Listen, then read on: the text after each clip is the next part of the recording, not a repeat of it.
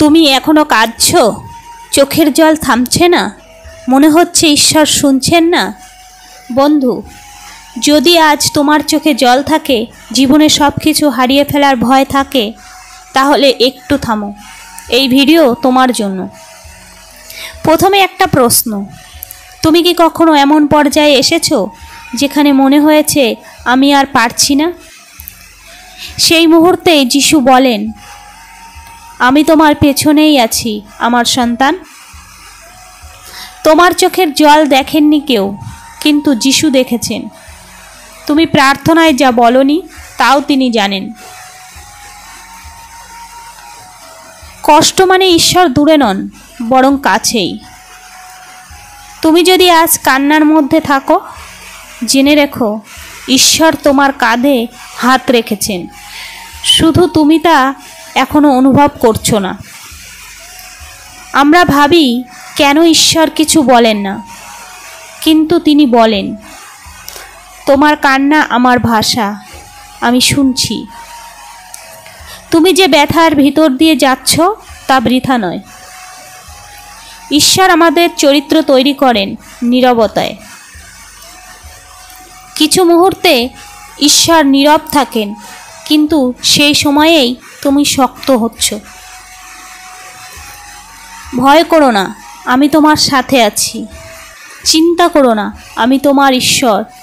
আমি তোমাকে শক্তি দেব, সাহায্য করব। প্রতিটি কান্নার পরেই আসে ঈশ্বরের আশীর্বাদ। তুমি যা হারালে, ঈশ্বর তা ফিরিয়ে দেবেন। তুমি হয়তো চাকরি হারিয়েছ, ভালোবাসা হারিয়েছ, পরিবারের সমস্যা, শরীরের যন্ত্রণা, মনে বিষণ্ণতা।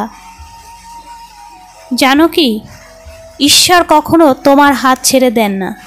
তুমি যদি 100 বার পড়ে যাও, তিনি 101 বার তোমাকে তুলে দেবেন।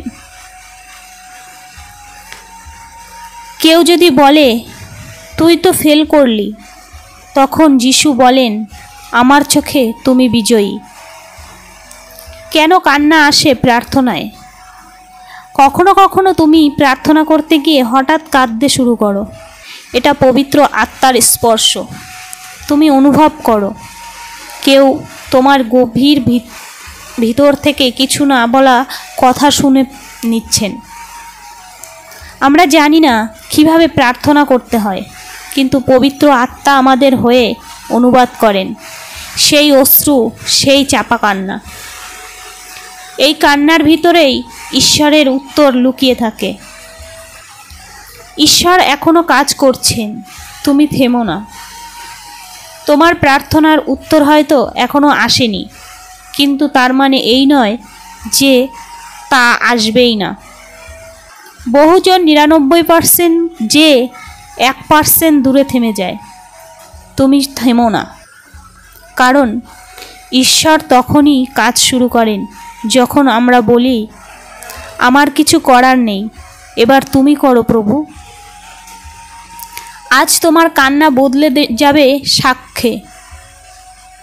বন্ধু, আজ তুমি কাঁদছো, কাল তুমি সাক্ষ্য দেবে। যিশু কখনো দেরি করেন না, তিনি আসেন ঠিক সময় মতো। আর তিনি বলেন, তোমার কান্না আমি ফেলতে দেব না। আমি তা দিয়ে তোমার জীবনে আশীর্বাদ লিখব। তুমি একা নও, যিশু তোমার পিছনেই আছেন।